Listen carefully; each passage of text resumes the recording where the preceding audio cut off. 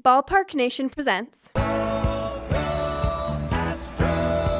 Welcome to Go Astros, your look at the two-time World Series champions from three guys who have been here since Art Howe had hair. Good morning, Astros fans. It is Monday, August 5th. Some days you're going to have a really prepared show, and some days we're going to practice the ancient speech debate conference art of extemporaneous speaking. I'm Andy. That's Brian. Jim is off doing his job that actually pays him. I don't know where the level of commitment is these days, but frankly, it's lacking from what I can tell. Brian, how are you this morning? Good. I'd like to know that I took fourth place in the Klein Hoke High School freshman level extemporaneous speaking competition. I think there were five. So, we should be fine. I remember placing when I was a young lad at St. Ambrose at both the St. Thomas and the St. Agnes speech competitions. And it was very much, we need somebody to compete in this. Throw Andy in. He'll talk for 5 minutes on something. And you grew up to be a podcaster. What are the odds? Like every other middle-aged white male in America. Yay, us. We're trying to put a positive face on things because this has not been a great week for the Houston Astros or fans. Wasn't Pommel Horse Guy a really cool story? Yes. If you're looking for positive things, Simone Biles is fantastic, and Stephen blah, blah, blah, blah is also a great story. You hope you can build a statue in Houston of Simone Biles, but don't make it life size. Make it bigger than life size so it actually looks, I think you would have to bring it up to scale to put it next to the Elijah Wan statue that doesn't exist, and the Nolan Ryan statue that doesn't exist, and the Earl Campbell statue that doesn't exist. We're not big on statues here. I've noticed some other cities, lots of art installations, and not here in Houston. But you can't move a middle-aged or a middle-class family into it, so why would you build it? If you build it, no one will come. So you understand It is fair. So the Astros had a stinker of a weekend against the Tampa Bay Rays, who, and maybe you can explain this to me because maybe I wasn't paying enough attention, but I know a lot of prognosticators said that we would have trouble with the Rays. I was looking at the Rays as coming in as basically a decimated AAA level club because they traded away so many players at the trade deadline. And yet they handled the Astros fairly effectively, winning 2 out of 3 and really shutting down the Astros the last 2 days, really all 3 days, but especially the last 2 of the series. Most of those players were on offense. They had harmed their offense, but the Rays are quite capable of finding some random dude in AA no one's ever heard of and getting, 2 innings, 4 strikeouts out of that person. And again, the biggest problem for the Astros right now is the offense, right? So the fact that the Rays harmed their offense didn't hurt them this weekend. And that's kind of the topic.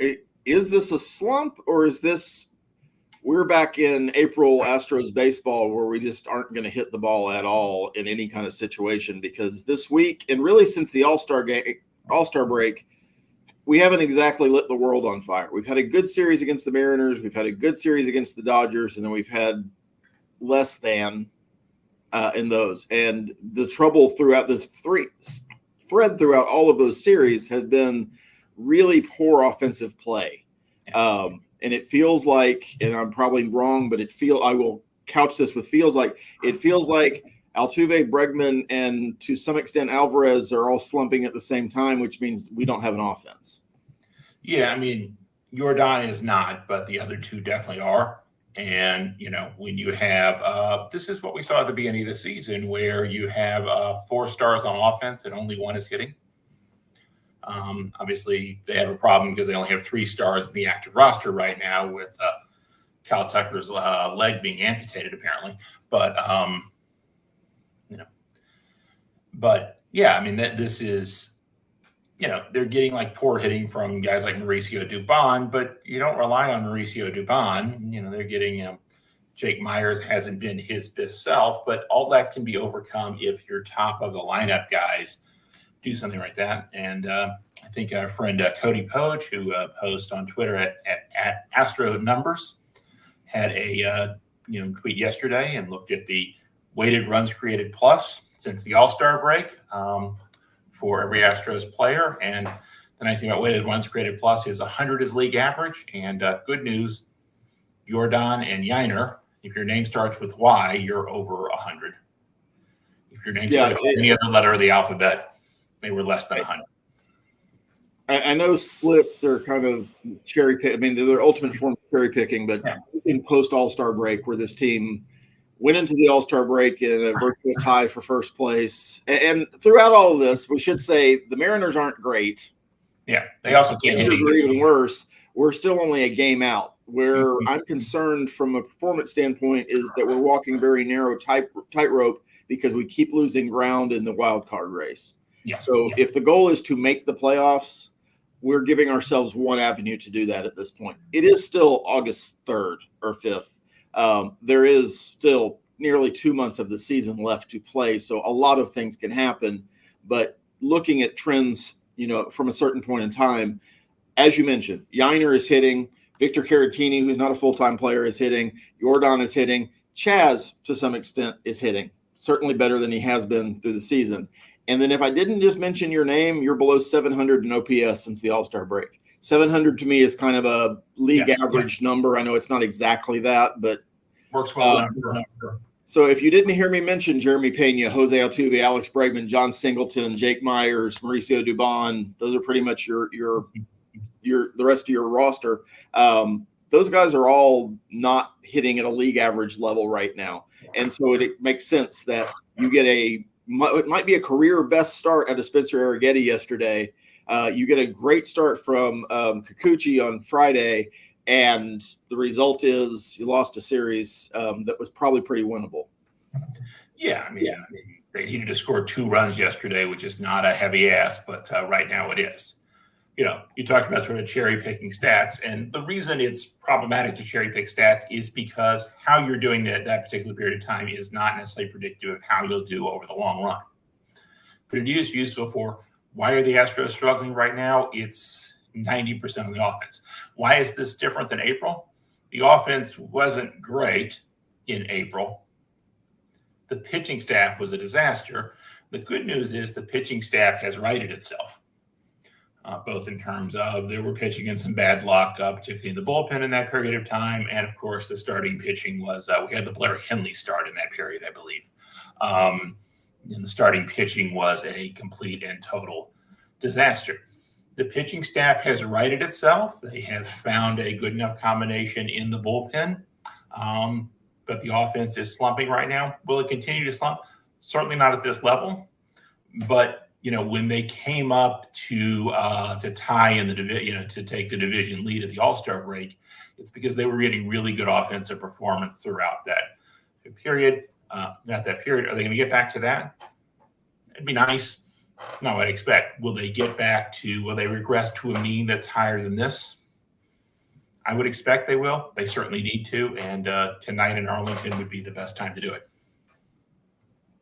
The pitching staff has been better, and they've been very generous. Saturday, they gave up a lot of souvenirs for fans in the Crawford boxes, which was really sweet of them. I thought those are not cheap tickets, so it's good that you go home with a prize. The bullpen seems very hit or miss to me right now. And again, it's a seams thing. I think we have pieces that are better than others. I don't think in a playoff situation we are probably pitching Kyle Orton in any kind of situation or Brian King in any situations that actually matter if those guys even make a playoff roster. There are pieces that are potentially coming back or coming to the Astros in Penn Murphy, maybe Luis Garcia. That even feels iffy right now to improve that situation. But the starters, especially with the news that Verlander is probably on his way back in the next 7 to 10 days, depending on how his rehab start goes, that the rotation could solidify. And that could, in theory, strengthen the bullpen because one of those starters either is going to go as part of a 6-man rotation or get pushed to the bullpen. But we are starting to get to the point of the season to thinking about what the playoff roster might look like should we make it. I'm still of the belief that this team's going to make the playoffs. I am worried that we've given ourselves, like I said, one path to get there. But the Mariners don't seem to want to block that path for us very much. So it really is. If you've checked out of the Astros, you should check back in, because this week notwithstanding, this is still a team in playoff contention. And as we say constantly on this show and throughout baseball, if you make the playoffs, all bets are off as far as what your record was. It is literally a crapshoot, and there is no. Matter of fact, I think there's some conversation that it's better to go in as a wild card. It has at least worked out for several of the last few World Series champions. Yeah, I mean, you got to play one more round. So it's sort of one more, essentially the insight on the playoffs is they're a crapshoot. They are essentially a dice roll, and, over under is, basically sort of how is sort of whatever comes out. Baseball doesn't sort of work in short series. It works in longer bursts. And the bigger issue, of course, is getting to the playoffs. We can worry about the playoffs when we get there. This isn't 2022 or 2019 where everything they do for 4 months is just setting themselves up to win the division series. They need to figure out how to beat the Mariners between now and then. So, they've stabilized their bullpen. Caleb Ferguson didn't have a good first impression, but, he's got more chances to do something in the bullpen. Brian King I don't want him pitching key innings in October, but he's done very well.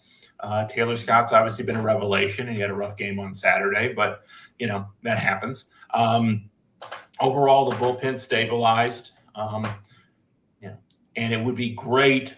I've said this many times. I think Spencer Arrighetti's best role on this team is as a multi-inning weapon out of the bullpen. Will they ever get him to that? Well, that depends on, frankly, whether both Justin Verlander and Luis Garcia come back, and those are basically your only options right now to get someone. And to talk to that a little bit, I know hindsight is it's great because we have the benefit of it, but it feels like the Astros, and especially our GM Dana Brown, put a lot of eggs in the basket of Lance McCullers Jr. and Luis Garcia coming back and being effective post All-Star break. We learned over the weekend that at least one of those things is not happening, and I am not here to bury Lance McCullers Jr.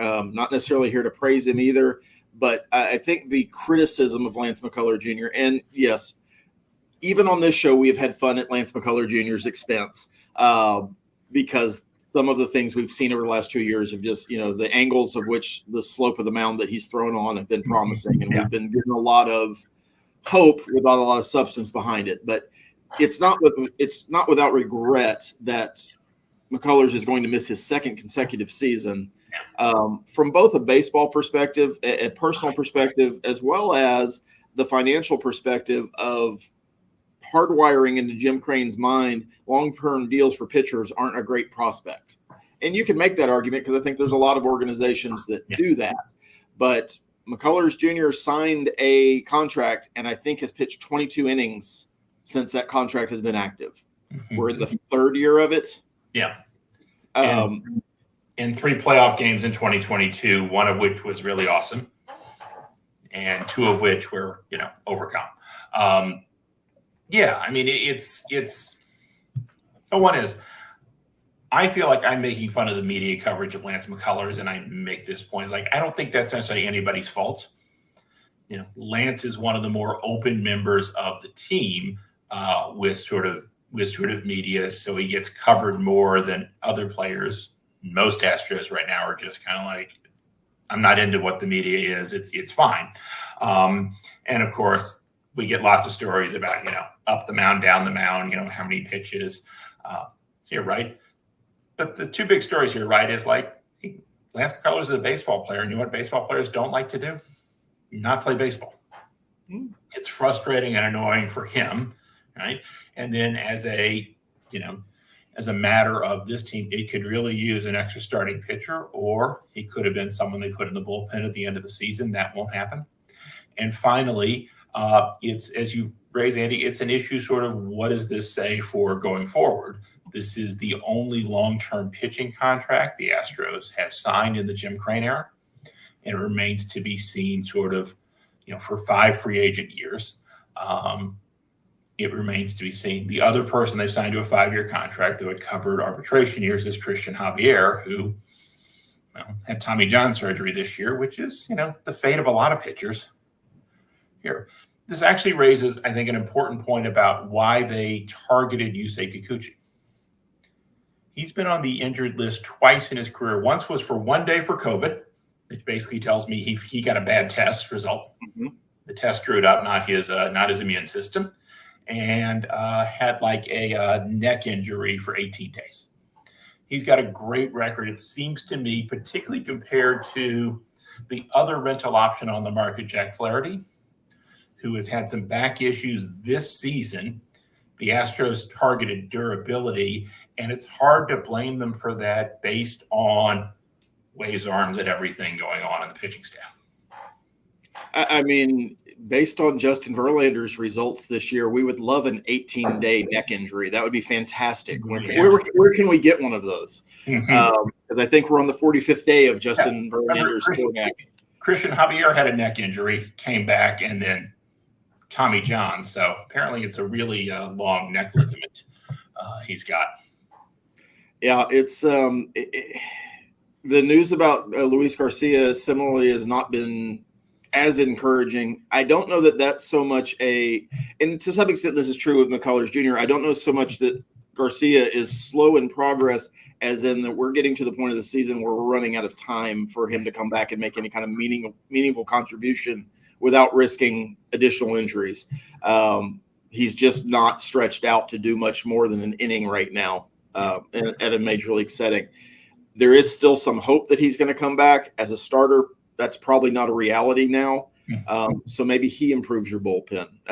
But that's, as you mentioned, Verlander, Garcia, and then Penn Murphy coming back. Those are the reinforcements, barring some really weird Angels sell off of their roster like they did last year, and you decide you want to pick up some of those guys. And usually you don't find effective pitching in those sell-offs. No, Although if there was an organization that was going to sell off pitching for no reason at all, it would be the Angels. Yeah, that's the one. You could claim someone off waivers. And sometimes those are arranged. But part of why they're arranged is one team doesn't want to pay their salary and another team does. And it's unclear that Jim Crane wants to pay extra luxury tax. And I think they're in the 30% threshold now. I don't have that confirmed. Jim Crane seems willing to do that for Josh Hader, someone at the top of the market. Mm-hmm. It doesn't seem clear to me he wants to do that for a guy he might have to DFA when Luis Garcia gets back on the 40-man roster. And so it's easy for us to spend his money that way. It's a little harder when it's your actual checks you're cutting and Major League Baseball punishes you for trying to improve your team. You did mention Mr. Kikuchi, who is our latest addition to the rotation, had a very good start after the first inning, had a little bit of a rough first inning, first 2 batters, I guess, but then settled down and gave a really good performance, really kind of a shot in the arm that the Astros needed because you need somebody who's can consistently pitch into the 6th inning. You talked a little bit about why the Astros targeted him. The heartburn from Astros fans were that he's not as well-known a quantity. He's not I think a household name when it comes to baseball players, especially knowing that he spent the last 2 seasons in Toronto, which for all intents and purposes can be Siberia for a lot of baseball fans. The other part of that is the perception of what the Astros gave up. And I think that we may have different opinions on this, but I would slot those what you gave up from an order of loss or magnitude of loss. Jake Bloss is probably going to be the best piece that moved in there. Loper Fito's down the list from that, but certainly second. And then Will Wagner. There's a couple of moving parts in there that I'd kind of like you to expound on. What exactly, from your perspective, did the Astros really give up? What does that mean for this season and the next few seasons? But also, how much do we just fall in love with people because they wear a jersey and they don't necessarily have the performance or the projection to back up that love? And that's especially when you get into, not picking on anybody in particular, but I was reading after the trade about Will Wagner being a top prospect in our organization. There is no such thing as a 26-year-old top prospect. That's not a real thing.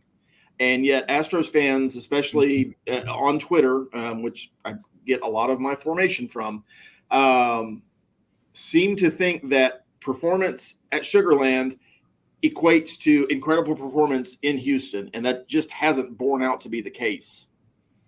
Yeah, and Will Wagner lacks a clear defensive position and seems like his most likely major league job is his utility guy, which can be a valuable guy if you develop further. He's 26, so, he's the least valuable part of the trade. He's the one sort of easiest to give up. On Bloss, right? There is a world in which Justin Verlander's neck is not whatever it is. It's not made of spaghetti at this point, or, really a 40-year-old neck, which is, I shouldn't, his neck's been quite healthy throughout his career, but he's 40, so he has old man injuries, as we made the point before, right? There's a world in which Jake Bloss a month ago got promoted not to the majors, but to Sugarland. And Astros fans are like, okay, he's just some prospect. Remember reading some comment, this is now over 20 years ago, on a sabermetric message board, is like, I think this reporter thinks prospects are what the Lenape gave to the Dutch, or what the Dutch gave to Lenape to buy Manhattan. Beads, baubles, and prospects? Yeah, something like that. But of course, every good Major League Baseball player was once a prospect. Finding the good ones and sort of sorting through that, you want to trade your Seth Beers and JB Bukauskas and not your Teoscar Hernandez's. To use some examples, and it'd be nice if you could figure out who your Francis Martez's are and trade those at the top of their value, as opposed to a Frankie Tuesday reference on Monday. Let's go through some guys they should have traded, right? That they didn't get any value out of. But again, part of the, and of course, if we were sitting back in 2018 and they traded Garrett Cole for a couple of, I've never heard of this Framber Valdez and Christian Javier guy, we wouldn't have batted an eye at that. We'd have been real happy with Garrett Cole, and we wouldn't have won the 2022 World Series. This all is sort of like, we talked about hindsight earlier, right? I now have great hindsight on these trades that they definitely should have traded, Jason Martin rather than Jeremy Pena. Joey Loperfido. Okay. And so Jake Bloss, the biggest, I think, effect of Jake Bloss is you take away your six-starter option, your option to go to six starters right now. I think one of the biggest effects is on the current team if you're worried about the innings increase for Arrighetti and Ronald Blanco. And Hunter Brown to some extent. I'm less worried about that, but everyone's, more people sort of express that. So long term, it's unclear what Jake Bloss is going to be, partly because, he's a late bloomer, and partly because he's had so little time in the minors for you to sort of project forward. What we've seen from Jake Bloss is that he is not consistent enough to be a league average major league starter in the 3 starts we've seen from him. But of course, in an ideal world, he'd still be down in the minors honing his craft and be an option for rotations in the future. What we've seen from Joey Loperfido in the majors is he strikes out a lot. Batting average isn't as terrible as it could be based on that. He's not been able to tap into his power, but also 25 and improving, right? It takes away an option from the team basically for next year in both of these guys, and they've got to sort of figure some of that out. But of course, 2024 is a really big deal for the Astros. As if they get in the playoffs, they've got a team that, for all the flaws we see in the team, they've got a team that can be competitive in the playoffs, both from a just sort of standard anyone can get through in the playoffs, and because, some of the advantages of this team, like having a really excellent back of the bullpen, get magnified in the playoffs. Some of their flaws get sort of undervalued, and you got a hot streak from Alex Bregman or something. That's a big deal. They targeted Kikuchi, I mentioned, for his durability, but the second reason is he's got, he has a frustratingly high ERA throughout his career, and lots of people think they can fix him because he has really good pitch shapes. He throws a really good fastball. The Astros have worked. Astros immediately had him use his changeup more, and that was quite effective. He strikes out a lot of batters. There's reasons for him to be sort of promising, and I think he's the most. And it's clear to me, looking at the market, they got why they targeted him over any of the other options. He is, I think, by reputation, the second best pitcher who moved after Jack Flaherty. But when you include durability, it's clear to me why he's the best pitcher. 2024 is a huge year. They're basically all in this season, which was clear when they got Verlander last season for Gilbert and Clifford, and again when they went top of the market and signed Josh Hader this offseason.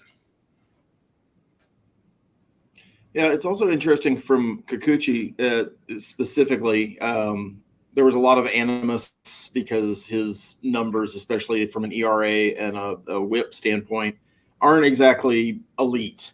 I also look at those career numbers. I know the Seattle teams that he played on weren't exactly known for their defense. I can't speak to that as much with Toronto because I think Toronto has better personnel in some spots, but defensively, he has not been helped by the teams that he has been on. Is that worth another run on your ERA? Probably not, but there's probably some of those numbers are a little bit inflated, especially from a WHIP standpoint. He still does have the problem of getting hit hard when he gets hit. And so he's not an ace by any means, but the Astros went into the market hoping to get a 3-starter. And I think they got a 3-starter in 2024 baseball. No ace move this year. There was not an ace out there that was available.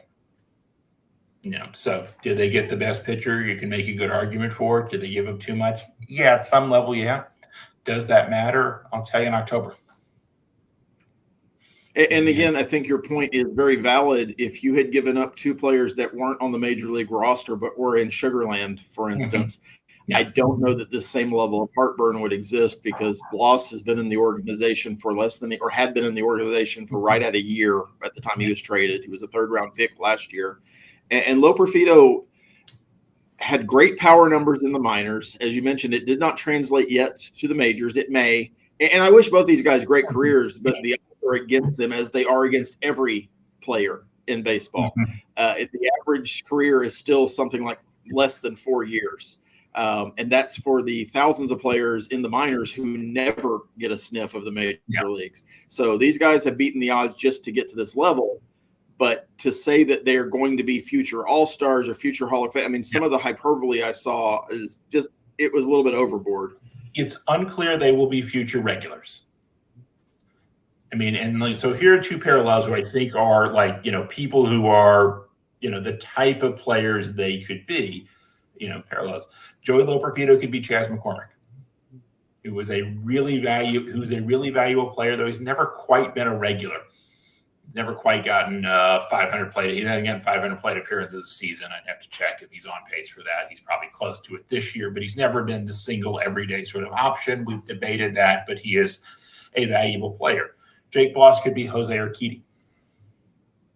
Now, an important thing for teams is to have league average players. And I think Jose Urquidy over his career, his ERA, his ERA plus is either 1 over or 1 below, league average, 1 below league average. He hasn't been durable. That's hurt him. But, just putting that guy out there is valuable for a team as long as you have better players. So the bad news is that can hurt the team long term. If you had 6 years of league average starting from Jake Bloss, that would be valuable. The good news is it's not as hard to find that, either through the free agent market or through developing your own prospects. So this can be overcome if, say, the people they drafted this year turn out to be just as good as Jake Bloss, which, again, are they? You got no idea. No idea. But that's, again, part of the job of being a general manager is not only finding guys who can attract others, but finding players who can replace the players you trade because you're going for it this year. Well, and I think the other part of that is as Dana Brown settles into his role as GM, and I know that's weird to say in a second year, the biggest effect he's going to have on this organization is through draft and development. I think he's shown that what he inherited at the upper levels of our minor league system, he was not necessarily in love with. Yes, Jake Bloss was one of his draft picks. I'm sure there was some personal pain letting that player go because, it was your second draft pick last year. I think it was third round, but I think we only had two for whatever reason. But by and large, there has been a lot of what I would say organizational fodder sitting in Sugarland. And they've had a great season in Sugarland, especially in the first half this year, but very few of those guys, and I'm starting to see it with Shea Whitcomb now, where people are projecting this AAA performance, especially when you're playing in PCL parks, into the majors, and it just doesn't translate a lot of the time. The Astros don't view Shea Whitcomb as a prospect, but somehow our fans do. So it's going to be interesting to see how rapidly he continues to promote the players that he drafts and signs, and how quickly or how fungible he sees the players that he inherited, because I think it's going to accelerate even more in this offseason. Wrapping up here, the Astros are going into Arlington, as you mentioned, for 3 starting tonight. It appears we're avoiding Nathan Eovaldi. We're not going to see Scherzer because he's on the IL now. So what are you hoping to see outside of winning a series? Because that would be nice to do. We haven't done it in a couple of weeks, against a Rangers team that if you think the Astros are floundering, the Rangers are doing it worse. Yeah, and the Rangers just lost Evan Carter for the season. He's been out for a while. They did get Josh Young back finally. They've been a mess, but again, their pitching is in real shambles. And, part of their, they were hoping to get some guys back. Hoping to get Scherzer back. They would put him in the IL. They were hoping to get Tyler Mahle and Jacob deGrom back, and they haven't come back yet. And, so, what I hope to see from the Astros, I hope to see them score some runs, because they're better than what they've been since the All-Star break. And again, over the long term, they'll regress to their mean. But, the long term matters a little less now that there's less than a third of the season less, and the short term matters a lot. So scoring runs would be a key to winning this series.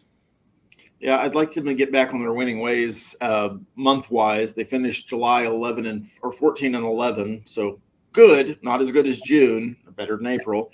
But they really kind of petered out at the end. They need to get back to winning games. This series in Arlington, I think, is important, from making space between the Astros and Mariners and the Rangers. It is the last time we play the Rangers this year.